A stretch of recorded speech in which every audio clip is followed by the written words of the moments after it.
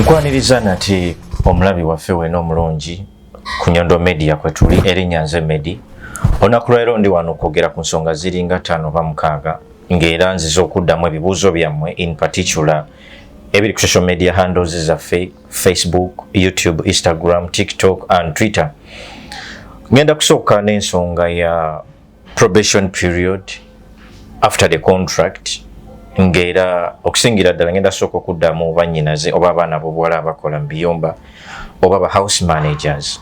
Njagala okubategeeza bassebo ne bannyabo nti waleme kubaawo omuntu yenna abadongowaza oba abasiriwaza oba abawuddiisa. Omuntu yenna akolera mu kyondo kya Buwarabu, in particular United Arab Emirates, bw'obeera nga oli ku contract, as in ng'olina visa ya contract, that is employment visa, eyinza okuba nga okolera company, oyinza okuba nga okolera boss wo nga bali mu biyumba bwe mukolera bakama bammwe, ng'era oyina essuubi nti bw'oba omazeeko oyagala ofulume wabweru oba okujja okukola omulimu gwa wabweru. Bassebo ne bannyabo ndi wano okutegeeza nti immigration yonna visa yo gy'eba ekoleddwa, that is Sharjah, Abu Dhabi and Dubai, ze visa zenja okuwaako examples kuba ze zisinga okufuluma era zensinga okuba nga ninako ideology, but ndowooza nti ne states endala ezikola United Arab Emirates bwe zikikola. Contract yo bweggwaako nga toli meant ku renewinga oba nga togenda ku renewinga oba kuddamu kukola na sponsor oyo oba na boss oyo, tewali bbanga gere nti lino lyogenda okutwala nga tonnabakola visa change. Naye abasinga batera okugaba wakati wa week n'ennaku 3, abasinga wakati wa week n'emyezi 2 oba n'ennaku 6. So kisinziira omuntu gw'okolera kiki kyaba asazeewo. Naye tebabalimba olw'amawulire agafuluma nti singa obadde oli ku contract bw'omalako oyina probation period, oyina time ya myezi 6 okuddamu okukola visa oba okuteekayo visa. Muganda wange ojja genda mu overstay. Tewaba omuntu yenna akulimba nti bw'obadde okolera company oba boss wo gwali mu kiyumba nti visa singa ebeeweddeko oyina emyezi 6 okuba nga onoonyezaamu omulimu, bwe kiba teginnaggwako ne bw'otateekayo visa tosobola genda mu overstay. Kikyamu. Osobola ogenda mu overstay nga wakafuluma ennyumba ya mukamaawo, osobola ogenda mu overstay after a week, osobola ogenda mu overstay after omwezi, osobola ogenda mu overstay after emyezi 2. Wabula kisinziira mukamaawo enneeyisaaye oba gy'aba akikwatidde.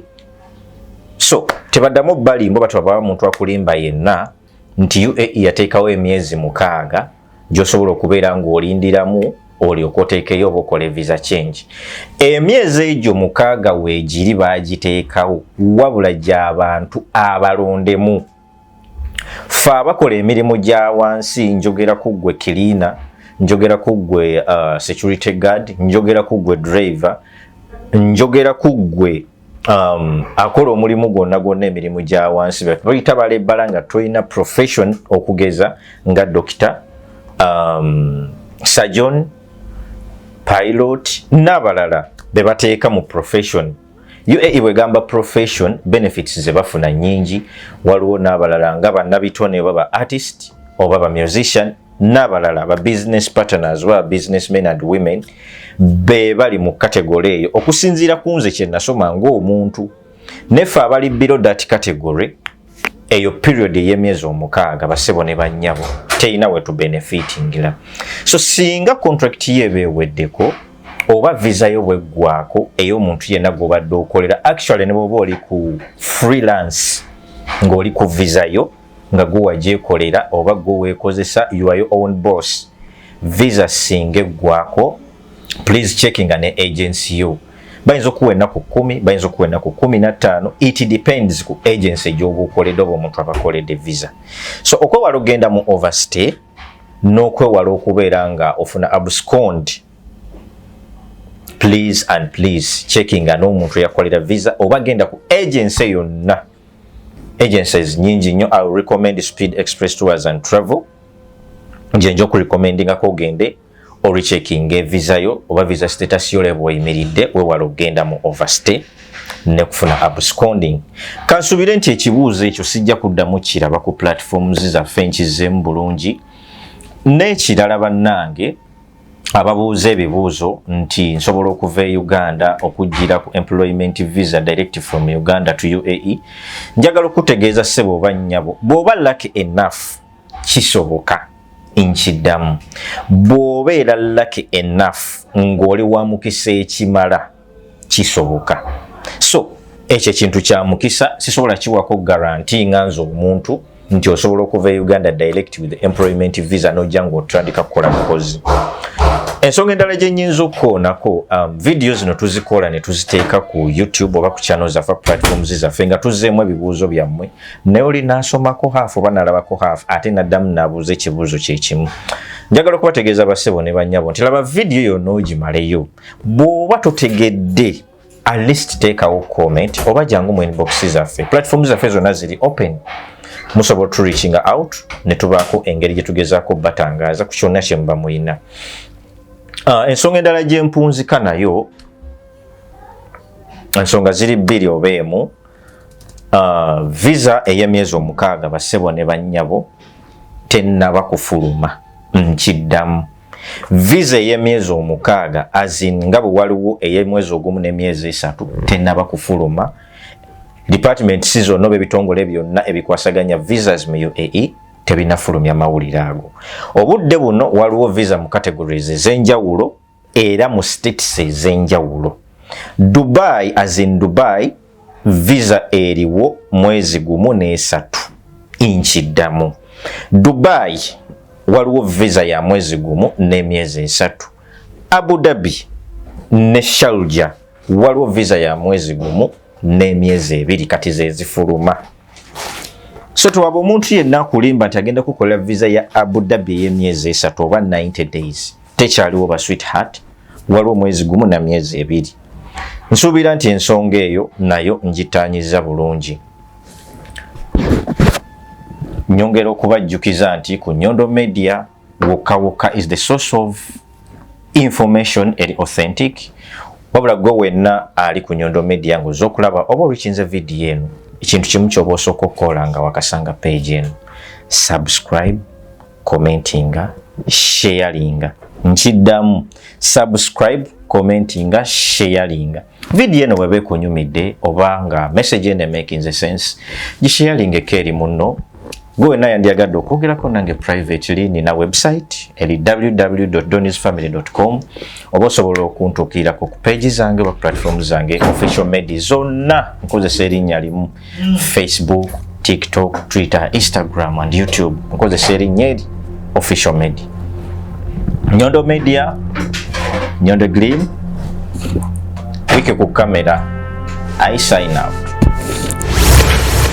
Chale yeekuumira ku mulembe nina essanyu okukwanjulira banno ba Nyondo Gleam. Bano bakuleetedde ekizigo ekipya katale ekiyoyota olususu lwo ne kijjamu embalabe, enkova eza buli kika, binnamakula, enkanyanya, endwadde z'ensusu zonna wamma n'odda buto era n'okuuma ekitiibwa kyo. Nyondo Gleam basangibwa e Dubai, Abu Dhabi, Al Ain n'okwetooloola ekyondo kya Buwarabu. Gwali e Uganda basange Nyanama okumpi ne Movit okubira ku noti 775 M5 noti 8 oba gwali e Dubai kuba ku noti 524 680 noti 778. Nyondo Gleam tukukuumira ku mulembe. Buli lwolowooza ku mugaati ogw'omulembe era omuwoomu ddala lowooza ku Baker's Choice Bread okukolebwa banno ba Baker's Choice Bakery. Bano bakola ne cakes eza buli kika omuli ez'amazaalibwa, keeki z'embaga, keeki z'okwanjula, baby shower cakes, graduation cakes, donut mu bika eby'enjawulo, burger bread, loaf bread, amandaazi, daddies n'ebintu ebirala bingi. Kuba ku noti 7 noti 3 9 4 7 oba noti 7 noti 8 2 6 9 oba plus 9 7 5 8 9 8 Baker's Choice Bakery. Taste the Baker's Choice.